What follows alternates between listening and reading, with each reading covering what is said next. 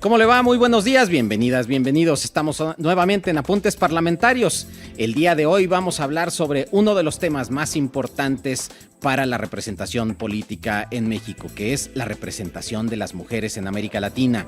El día de hoy tenemos como invitada a la doctora Carolina Gilas, quien es académica de la Universidad Nacional Autónoma de México. Siempre nos preguntamos cómo está funcionando nuestra democracia, con el objetivo de entender mejor cómo funcionan los procesos democráticos, entender mejor el desempeño de nuestras instituciones y a su vez que la ciudadanía tenga mejores instrumentos para evaluar a sus representantes. No se vaya, se va a poner bueno, estamos en Apuntes Parlamentarios. Hora de praxis. Apuntes Parlamentarios.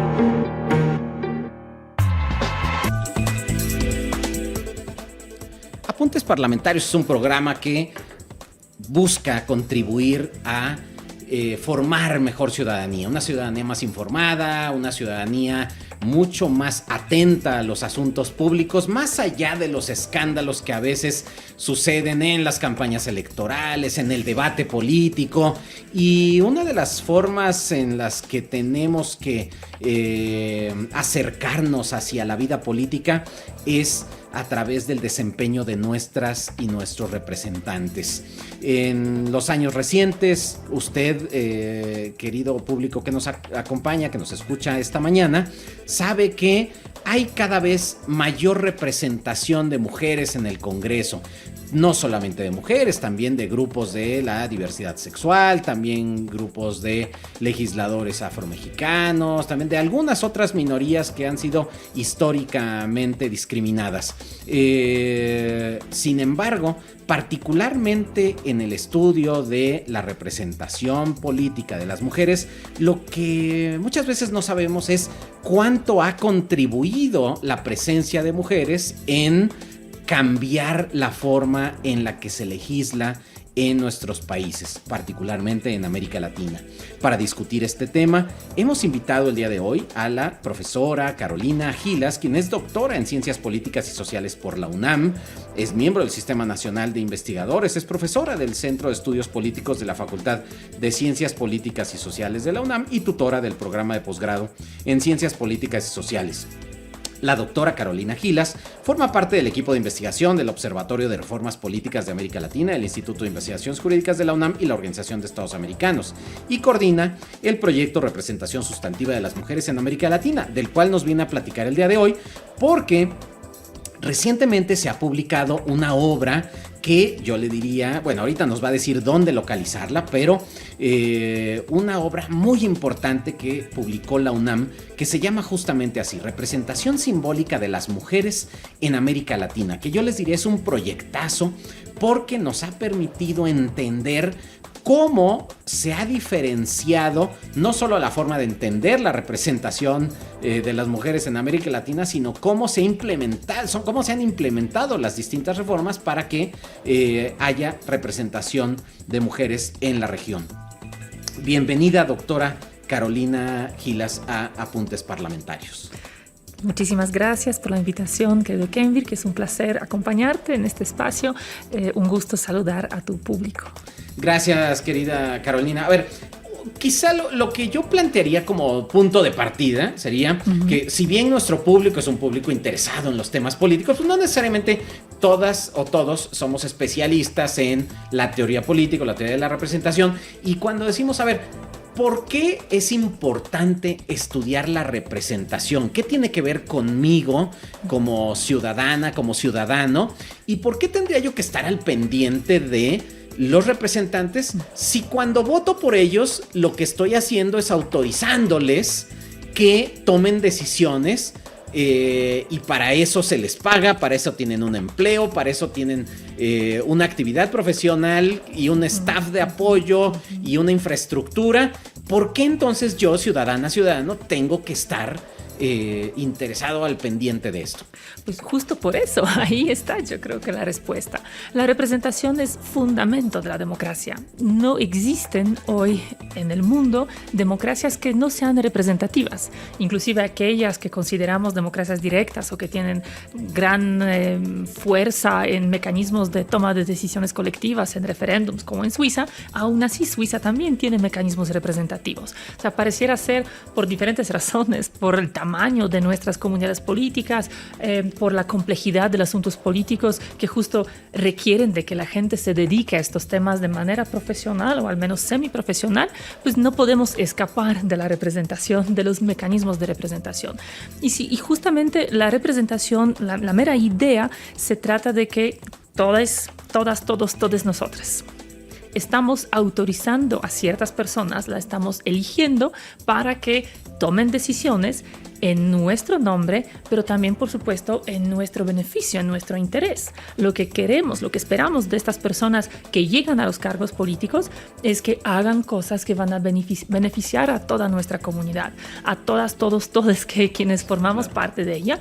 Y pues si no miramos lo que hacen, si no estamos al pendiente de quiénes son, qué hacen, qué decisiones toman, cómo las argumentan, cómo las justifican, qué resultados están generando, pues entonces, ¿qué sentido tiene, no? O sea, es muy fácil votar y olvidarse, pero si votamos y nos olvidamos, perdemos esa oportunidad de controlarlos, de poder encaminarlos a que asegurarnos de que hagan lo que a nuestra comunidad nos beneficia.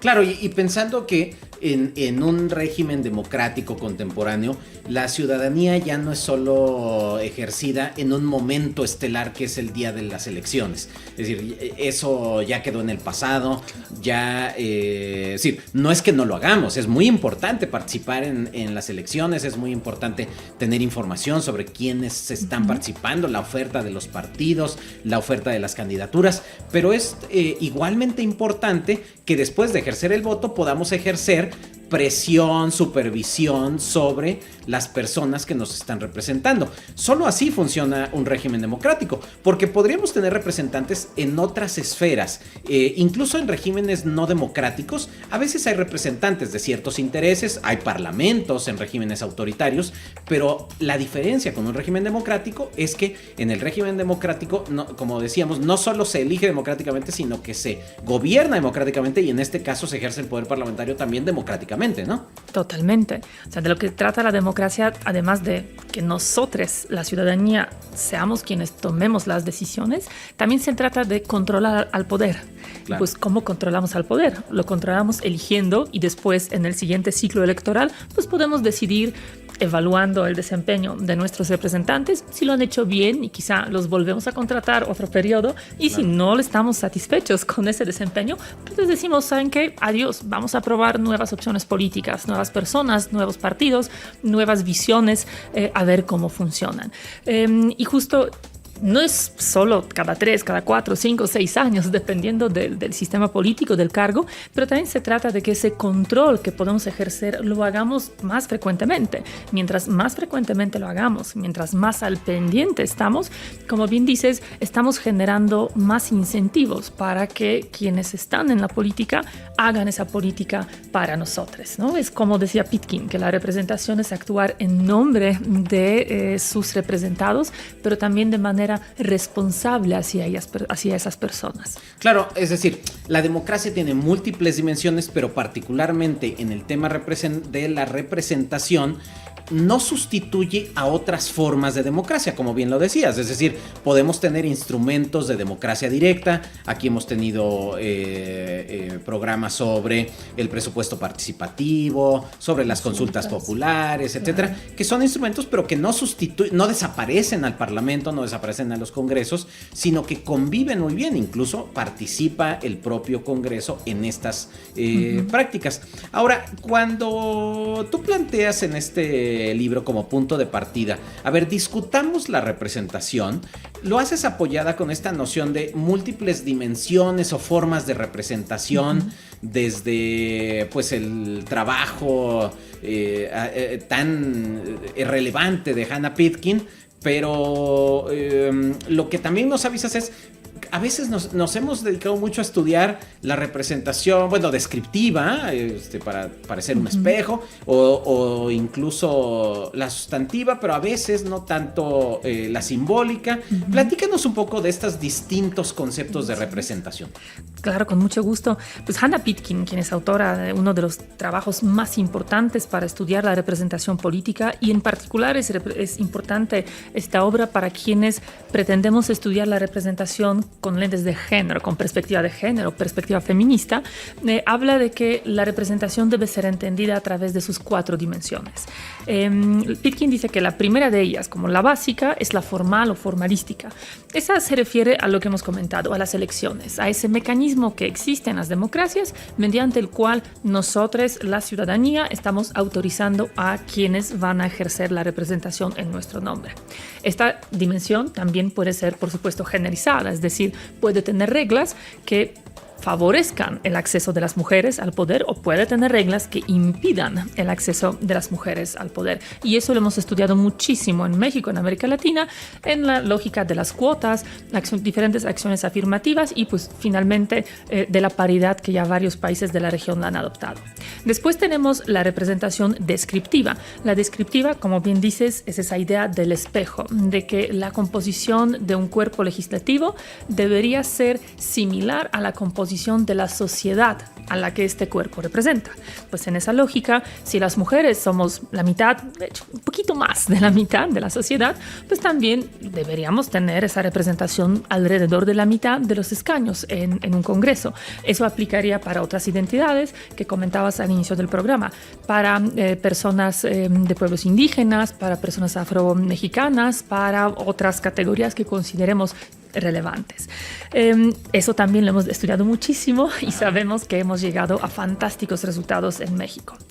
Tercer nivel o tercer dimensión de la representación es a la que se dedica el libro que comentas y que es la simbólica. Pitkin pensaba la dimensión simbólica fundamentalmente como la manera en la que las personas reaccionan ante sus representantes. O sea, ¿qué tan representado o representada te sientes? Si hay más mujeres, las mujeres se sienten más representadas frente a ese congreso. ¿Cómo se sienten los hombres? ¿Se sienten menos, más representados? Si realmente un congreso más diverso es mejor percibido por la ciudadanía. Pero sobre esta dimensión se ha estado discutiendo relativamente poco frente a las otras, pero sí hay trabajos muy interesantes, en particular desde la ciencia política española con Lombardo, con Meir, quienes plantean incorporar ahí algunas dimensiones que tienen que ver con la agencia, es decir, la manera en que nosotros respondamos ante la representación tiene mucho que ver con qué hacen esas personas que representan, cómo hablan, cómo se visten, qué cosas dicen, ¿no? O sea, de qué manera tratan de influirnos. Y dicen ellas que esas maneras pueden legitimar o deslegitimar a las personas. Ahí tenemos el rol también de los medios, de propios los legisladores, y nosotros en el libro postulamos que también eso tiene que ver con dónde están las mujeres en los congresos. Es decir, no es lo mismo ser una de 500 que ser la que preside el Congreso, claro, o ser la que está en una de las más importantes comisiones, la que integra la Jucopo, la que está ahí donde me gusta decir que son como los espacios de poder dentro del poder, ¿no? Claro. Eso también es muy simbólico. Es muy simbólico cuando la ciudadanía ve que hay mitad de las mujeres en el Congreso, pero supongamos, pues ninguna de ellas está en esos espacios de liderazgo. Sí, ¿cuántas coordinadoras de grupos parlamentarios hay? Bueno, en los congresos, ¿no? Así es, ¿no? Ahí estamos muy mal. Tenemos exacto. avances en las mesas directivas, pero nos va muy mal todavía con esos espacios como muy duros del poder. Y ya cierro rapidísimo con esa última idea o la cuarta dimensión, que es la sustantiva. Y esa es la que normalmente pensamos cuando pensamos en representar. Es la gran pregunta: ¿y qué hacen por nosotros, ¿no? ¿Qué cosas están decidiendo? ¿Qué políticas están adoptando? Y bueno, Pitkin dice que esas 4 dimensiones en realidad no son separadas, sino que siempre están ahí, que se entrelazan. que no es tan sencillo observarlas en ese juego que hacen entre sí, pero bueno, estamos ahí haciendo nuestras aproximaciones para entender mejor qué pasa. A ver, justamente tú has encabezado un proyecto de investigación que lo que busca es tener datos más allá de lo que podríamos percibir sobre el papel de las mujeres en estos espacios de poder, porque justo como lo habrás dicho, a veces escucho con un ánimo un poco autocelebratorio el tema de decir, ya cumplimos, ¿no? ¿Por qué? Pues porque ya se logró la paridad en ambas cámaras. Y entonces casi que ya por favor, ya ese tema de la representación de las mujeres ya se cumplió. ¿Qué más quieren? ¿No? Exacto, sí. Bueno, pues sí queremos más. ¿Por qué? Mucho más. Pues porque justamente de lo que se trata es que no necesariamente el poder se distribuye de la misma forma en que están distribuidos los escaños. Tú ya lo has dicho, los escaños o las curules. ¿En dónde está el poder en los congresos y en los parlamentos? La teoría, si nos vamos a Lowenberg o lo que sea, nos dicen, los parlamentos se caracterizan porque están integrados por pares. Bueno, o sea, sí, pero no necesariamente, ¿no? Es decir, en estatus legal sí, pero el poder que tienen unos y otros es distinto. Claro. ¿Qué es lo que hace a unos y otros más o menos poderosos o poderosas? Bueno, ahí hay muchos factores, ¿no? Algunos que tienen que ver con las reglas formales, es decir, quienes han sido electos o designados para ocupar los espacios de liderazgo, quienes presiden los congresos, quienes integran esas juntas de coordinación como en los congresos mexicanos, quienes presiden y qué comisiones, porque también no todas las comisiones fueron creadas iguales, ¿no? Claro. Digamos que hay comisiones que tienen mucho más peso político, ¿no? Sí. Por ejemplo, una de las más importantes en cualquier congreso, en cualquier lugar del mundo, es la del presupuesto. Claro. Quien puede controlar los dineros, pues puede controlar qué se va a hacer o qué se va a dejar de hacer, ¿no? Dentro de las políticas estatales. Entonces, tenemos todas esas reglas, mecanismos de elección y pues pertenecer a esos espacios automáticamente te da otro estatus. Pero también están las cuestiones que tienen que ver, por ejemplo, con en qué partido estás, ¿no? Sí. No es lo mismo ser legislador, legisladora del partido dominante en la Cámara que otro que tiene muy pocos escaños. Aunque esos pocos escaños en ciertos contextos, tú bien lo sabes, sí se pueden volver muy valiosos. Sí. Pero en general no es la misma facilidad con la que puedes acceder a las comisiones, por ejemplo, porque estas se suelen distribuir de manera proporcional, ¿no? Los partidos más grandes tienen más presidencias, tienen más espacios, especialmente en esas comisiones fundamentales. Después está la cuestión también de la experiencia, ¿no? O sea, el trabajo parlamentario en ese sentido es como cualquier otro trabajo. Si tú llegas el primer día, no sabes por dónde empezar. Bueno, ¿no? peor aún, en otros trabajos al menos hay un manual de cómo hacer tu trabajo. Claro. En el cargo de diputada, diputado, no hay un manual donde dice el manual del buen diputado. Es decir, tienes que ir desarrollando las habilidades y a prueba y error ver qué cosas te acercan más a tus representados que otras cosas, ¿no? Claro, y tiene que ver eso también mucho con las redes que tienes o que puedes tejer en tu espacio en la función legislativa, con quién te relacionas, a quienes conoces, ¿no? Quienes te pueden ayudar o perjudicar en la realización de tus agendas. Y en todo eso, lo que nos enseña la ciencia política comparada, porque eso no son solo problemas de México, son problemas que se han observado en América Latina, pero también en otras latitudes, en los congresos estadounidenses, en inglés o pues cualquier que queramos estudiar en realidad, donde vemos que las reglas, tanto las formales, o sea, las escritas, como las informales de comportamiento de las personas en el ámbito legislativo, pues tienden a privilegiar el poder masculino y siguen todavía perjudicando las capacidades de las mujeres de acceder a ciertas posiciones o de ejercer sus cargos de manera pues, más plena, más libre, ¿no? En parte es un poco natural. Las mujeres, salvo algunas que han logrado llevar una carrera ya extensa en el ámbito político, pues los datos nos dicen eso, que las mujeres siguen siendo relativamente nuevas en esto, ¿no? O sea, las cantidades, esa paridad que estamos logrando, pues lleva apenas un par de legislaturas. Claro. Entonces, naturalmente, las mujeres no suelen tener mismas redes de conocimiento, de apoyo, mismo expertise en el desempeño de las funciones legislativas que los hombres, que llevan en muchos casos décadas, ¿no? Y que además han tejido esas estructuras que les permiten como trasladar los conocimientos o ciertas capacidad de incidencia entre ellos, ¿no? Entre sus pues, compadres, entre los varones con los que se relacionan. Las propias reglas informales también están muy generalizadas.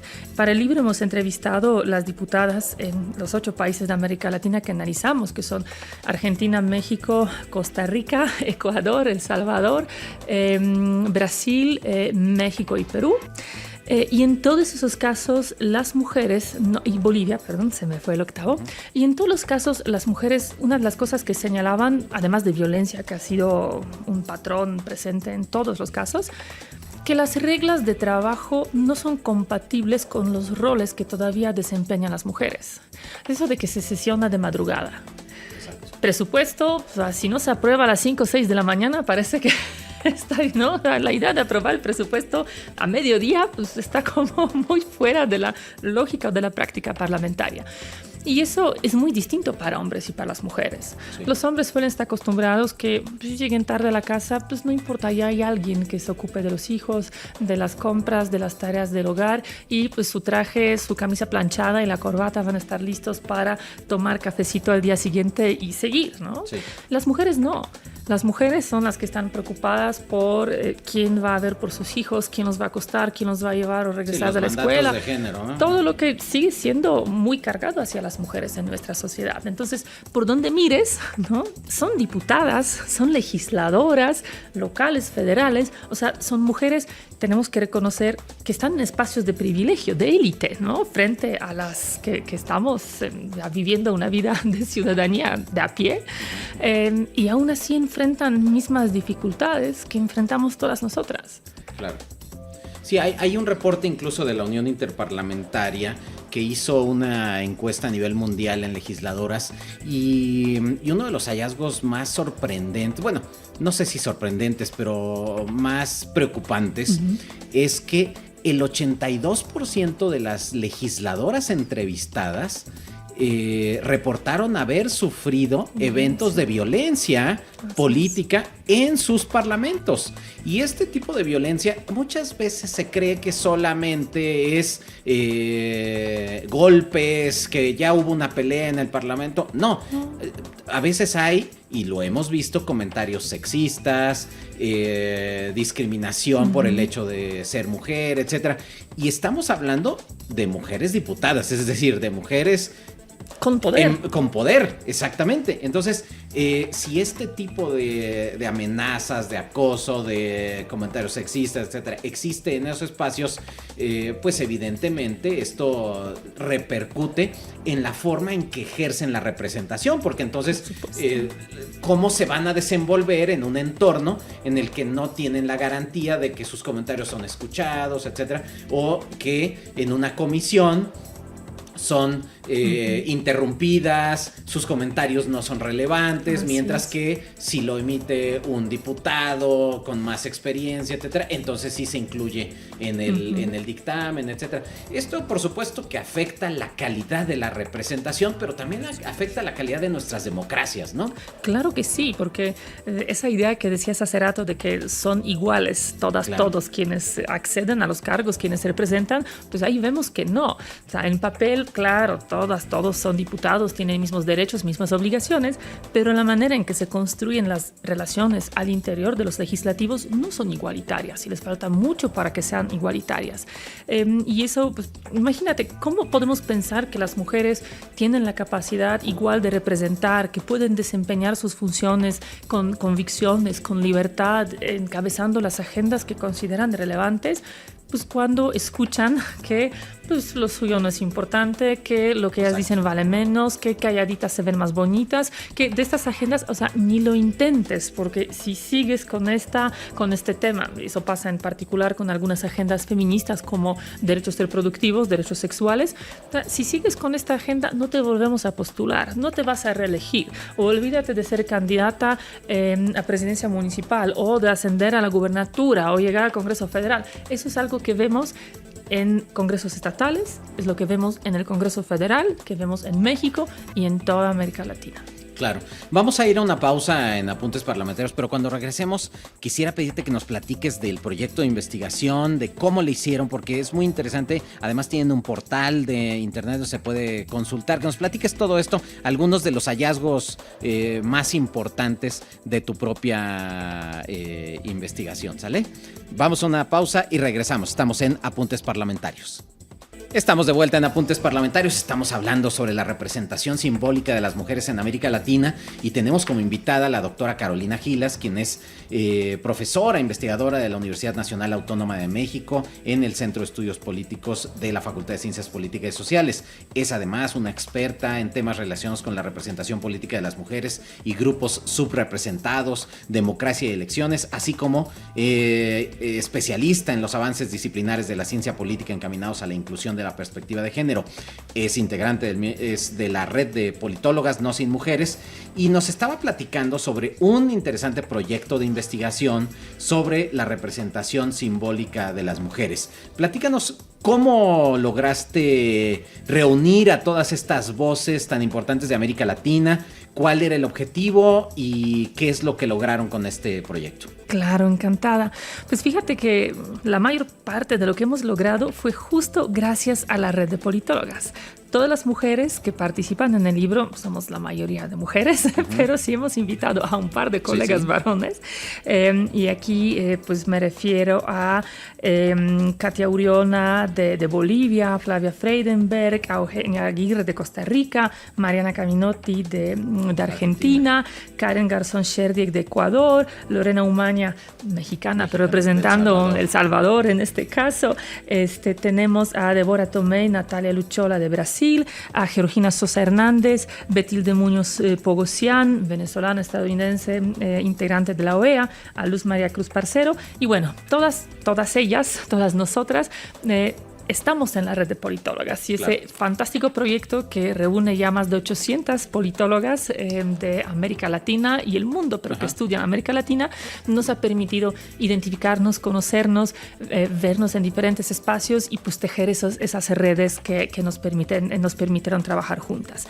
Entonces la idea era hacer un proyecto donde todos, aquí incluyo a Cristian Jaramillo de Perú y a Camilo Saavedra Herrera de aquí de la UNAM, hemos pretendido establecer una misma metodología, una misma teoría y trabajar a partir de ello para que todos nuestros capítulos, o sea, todos los análisis de los 8 países latinoamericanos pudieran ser realmente comparables.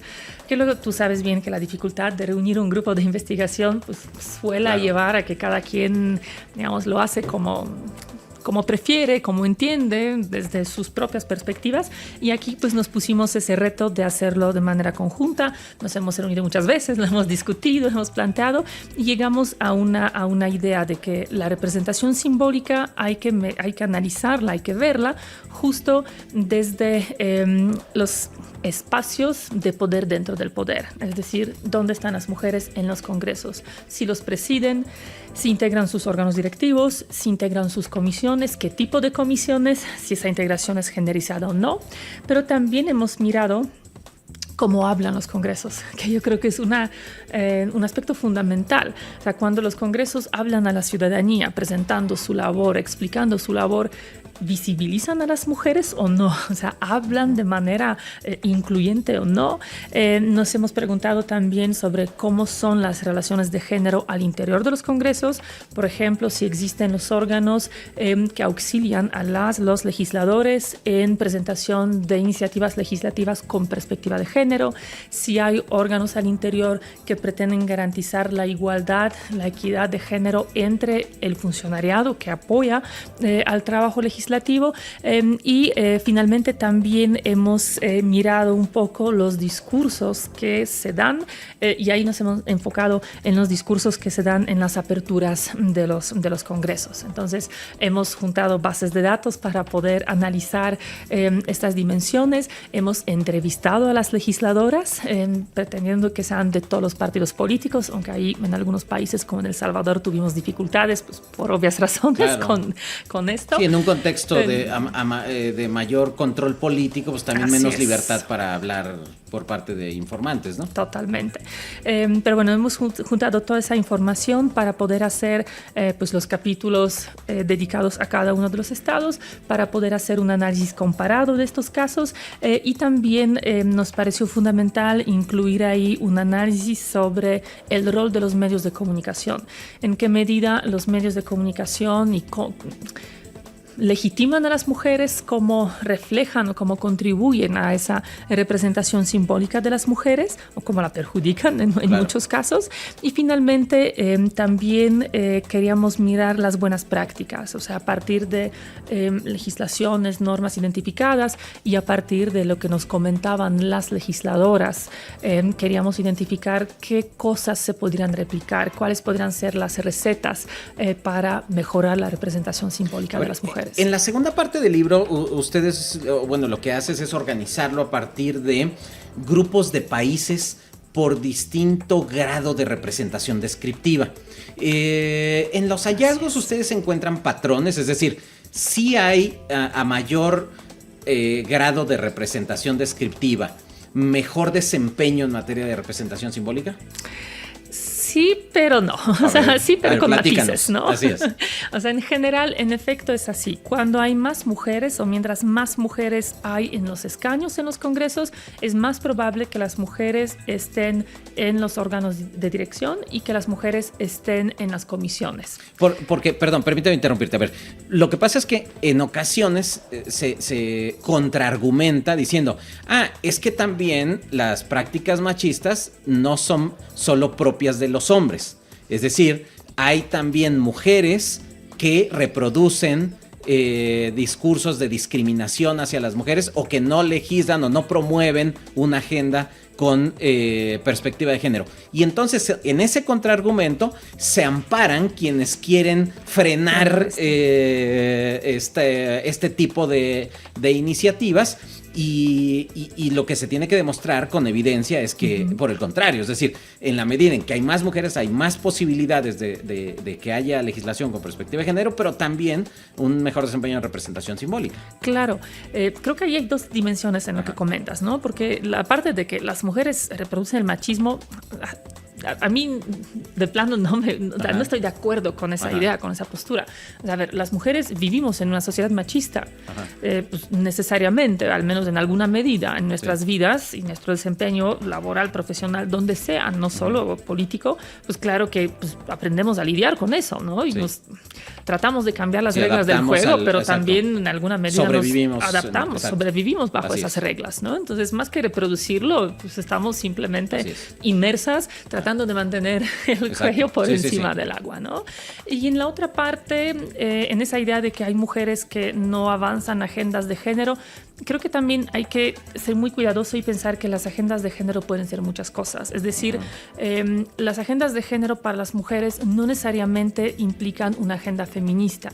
Claro. Porque sí es cierto, no todas las mujeres son feministas, no todas se conciben como feministas, pero eso no quiere decir que no legislan o que no les importan los asuntos de las mujeres. Solo que o los asuntos que identifican, las agendas que identifican o la manera en las que las quieren atender no son las feministas. Hay muchas mujeres conservadoras, por ejemplo, en el Congreso mexicano, pero pues hay muchas mujeres conservadoras en la sociedad mexicana. Pues ellas también merecen, ¿no? Estar allá, merecen contar con una representación política y ahí pues tenemos esas tensiones, ¿no? Entre qué significa ser mujer, entre qué significa legislar con perspectiva de género o qué significa legislar para las mujeres, porque distintas mujeres pueden dar diferentes respuestas a esas preguntas, ¿no?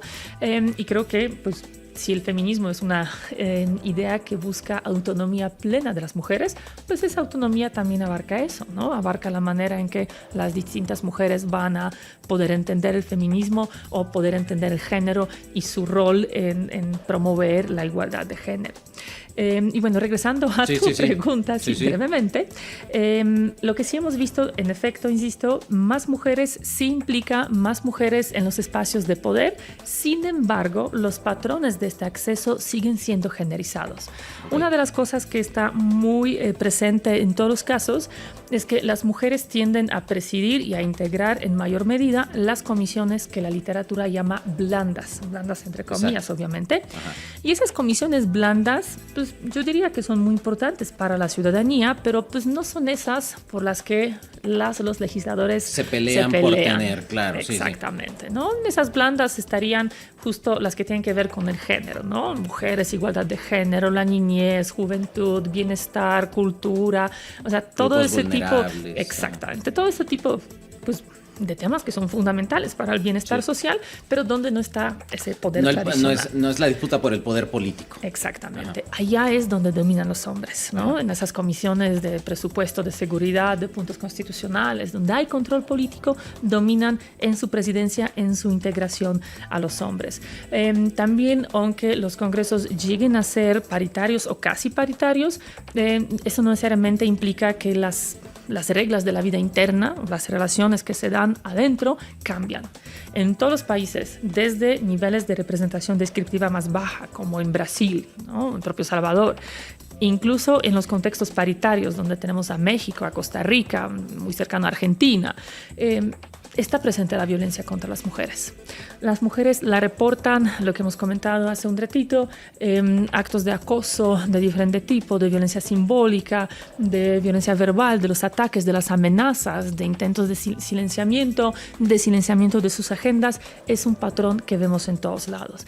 Entonces, sí, para eso digo sí, pero no, ¿no? O sea, hay mejoras, observamos esas mejoras, pero eso todavía no implica, lamentablemente, que el poder está realmente equitativo, que esa mitad de escaños se traduce específicamente o concretamente en la mitad de la influencia. Claro, por ejemplo, yo estuve estudiando la conducción de sesiones plenarias por parte de mujeres y de hombres, y el número de interrupciones que tiene en la conducción de la sesión una presidenta mujer es casi el doble del que tiene un hombre cuando conduce la sesión del pleno, lo cual es muy interesante cuando está documentado, porque existe la percepción, pero cuando lo documentas, entonces, wow, te sorprende que los datos lo avalan. ¿Hay algún dato que hayas encontrado en tu investigación que te haya sorprendido, o realmente corroboraste todas las intuiciones que tenías antes de iniciar el proyecto? Pues sorprendido como tal, no. O sea, quizás sí lo que nos ha sorprendido es el grado de resistencia al cambio. O sea, qué tan difícil es, inclusive en contextos paritarios, que los congresos, por ejemplo, hablen de ellas, ¿no? Imagínate, nos hemos encontrado casos donde hablan de las mujeres exclusivamente, de legisladoras mujeres, y usan masculino. Cuando entiendo los debates sobre el uso del lenguaje incluyente, que la RAE, lo que ustedes quieran, pero si son solo ellas. Hubo un debate muy interesante en el Congreso de Argentina con el diputado y la diputada que no le llamaban presidenta a la presidenta del Congreso, ¿no? Bueno, y ahí tenemos ya el caso de Milei, que de plano quiere abolir el lenguaje incluyente, ¿no? Exacto, o sea, que está incluso prohibido en la burocracia utilizar el lenguaje inclusivo. Es decir, por supuesto que esto nos debe de alertar que las victorias no son victorias para siempre. Lamentablemente no. O sea, mientras más estudias los temas de derechos de las mujeres y mientras más observas la realidad, te das cuenta que las victorias nunca son para siempre, y que muchas victorias resultan de manera persistente insuficientes, ¿no? Cuando se dio la batalla por el reconocimiento del sufragio femenino, se esperaba que esto iba a resolver todos los problemas, que si las mujeres iban a poder votar, pues iban a poder elegir a otras mujeres, que iban a poder elegir a las opciones políticas que iban a actuar a favor de las mujeres y que los partidos políticos iban a voltear a ver los intereses de las mujeres. Pues nada de eso ocurrió de manera natural en ningún lugar del planeta. Donde sí ocurrió paulatinamente fue en los países nórdicos, pero que con políticas públicas que buscaban transformar las relaciones de género en la sociedad en general, llevaron en algún momento al fin a las mujeres al poder. En América Latina fueron necesarias las cuotas, la paridad, para que las mujeres empezaran realmente a llegar al poder. Pero ahí tenemos todos los demás ámbitos de la vida social donde pues, no hay igualdad. Y pues en México es suficiente que pases por la calle siendo mujer para que te des cuenta de la enorme desigualdad en la que estamos viviendo. Claro. Entonces, pues llega a ser frustrante, ¿no? No sí. Solo que los cambios que esperamos no necesariamente llegan, que esa resistencia institucional al cambio, la resistencia de los patrones machistas es tan dura, es tan fuerte, y que además a todo esto se suman todos esos intentos, con frecuencia provenientes de los liderazgos populistas, que buscan de plano regresarnos al pasado donde las jerarquías eran mucho más sencillas, donde los hombres dominaban en todos los ámbitos de la vida pública, social y económica. Y eso, pues definitivamente creo que las mujeres no lo queremos.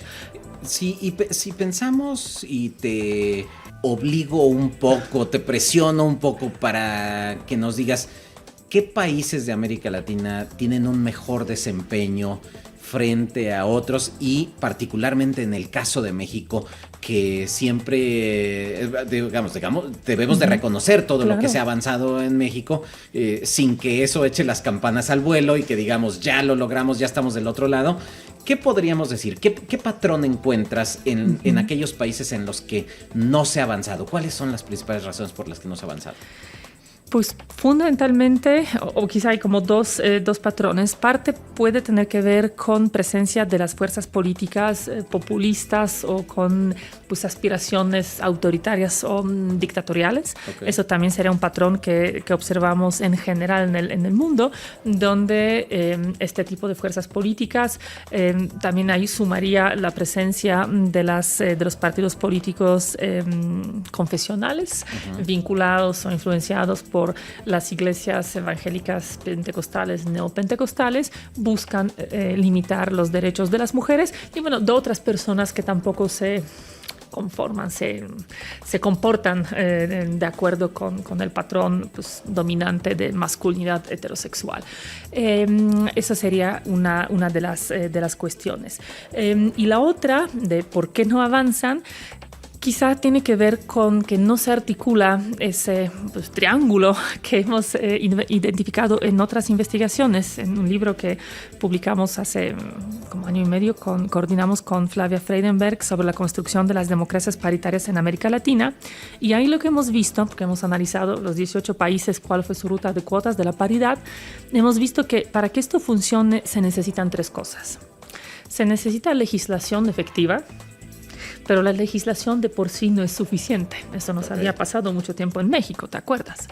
Es necesario que haya autoridades electorales, jurisdiccionales, que estén comprometidas con los valores de igualdad y que garanticen una implementación efectiva de las normas.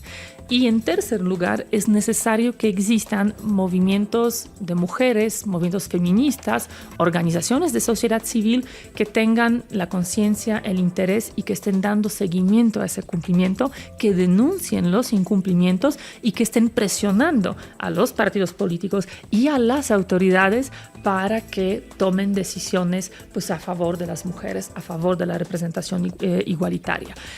Cuando se articulan esos tres elementos, logramos avanzar. Cuando alguno de esos falla por alguna razón y no hay disposición por parte de los liderazgos políticos para aprobar las leyes de las cuotas o de la paridad, cuando las autoridades electorales están debilitadas, que ocurre en diferentes espacios en nuestra región, o cuando los movimientos de las mujeres están desarticulados, pues faltando una de esas piezas de rompecabezas, es mucho más difícil que avancemos y que avancemos de manera efectiva.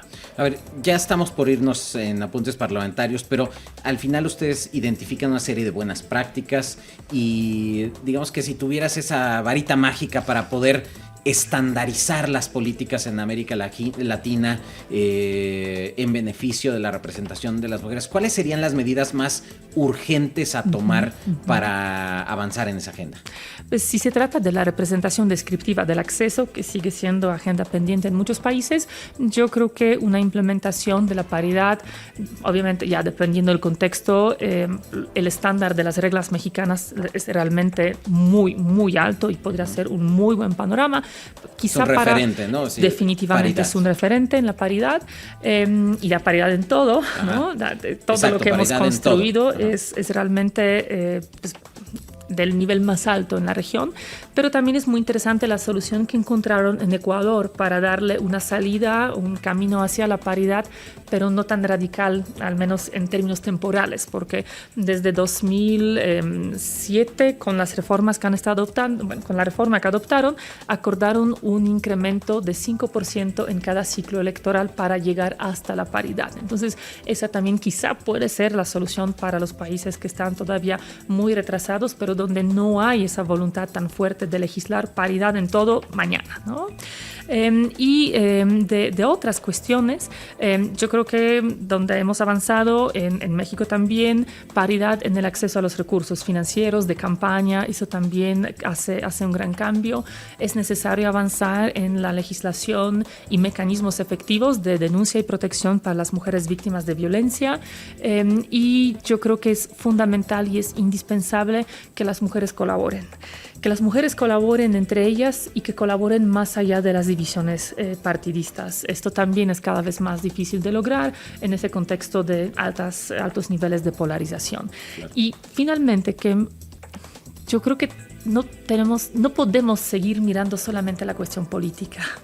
Claro. Y esperando que nos escuchan también las y los legisladores sí. de nuestro país. Necesitamos políticas públicas que transformen las relaciones de género. Necesitamos políticas públicas para los cuidados, para la igualdad salarial, para erradicar la violencia, pero no solo en la política, sino en todos los ámbitos en los que esta violencia estructural está presente en nuestra sociedad. O sea, necesitamos dejar de concentrarnos tanto en el acceso político y estar también pensando en qué decisiones necesitamos tomar para que en nuestra sociedad esa igualdad, esa paridad que estamos buscando sea no solo para las mujeres en la política, sino que sea para todas las mujeres. Para las mujeres, punto. Es decir, que no sea solamente quienes participan en el poder, exactamente. Doctora Carolina Gilas, ¿dónde pueden, quien nos escucha, dónde pueden consultar tanto el libro como los datos de la investigación? Con mucho gusto. El libro está disponible en la página de la Facultad de Ciencias Políticas y Sociales de la UNAM, también en nuestro sitio web, en conjunto con las bases de datos, otros documentos, artículos, materiales que hemos trabajado. Si buscan ustedes representación simbólica de mujeres en América Latina, luego les va a aparecer nuestro sitio web. O Carolina que se llama Gilas, Carolina con K. Gilas. Estoy en Twitter en @Carolina Gilas. Ahí también estoy compartiendo el libro y todos los materiales constantemente. Entonces, si no, mándenle un tweet y ella les pasa el enlace, ¿verdad? Claro que sí. Muchísimas gracias, doctora Carolina Gilas, por haber venido a Apuntes Parlamentarios esta mañana. Al contrario, muchas gracias por la invitación. Un lujo conversar contigo. Muchas gracias a quienes nos han escuchado. Gracias, y gracias a usted también que nos acompaña. Le agradecemos al equipo de producción, a Lulú Ruiz que lo encabeza, a Cassandra Guzmán en la operación. Yo soy Kenvir Puente. Nos vemos la próxima aquí en Apuntes Parlamentarios.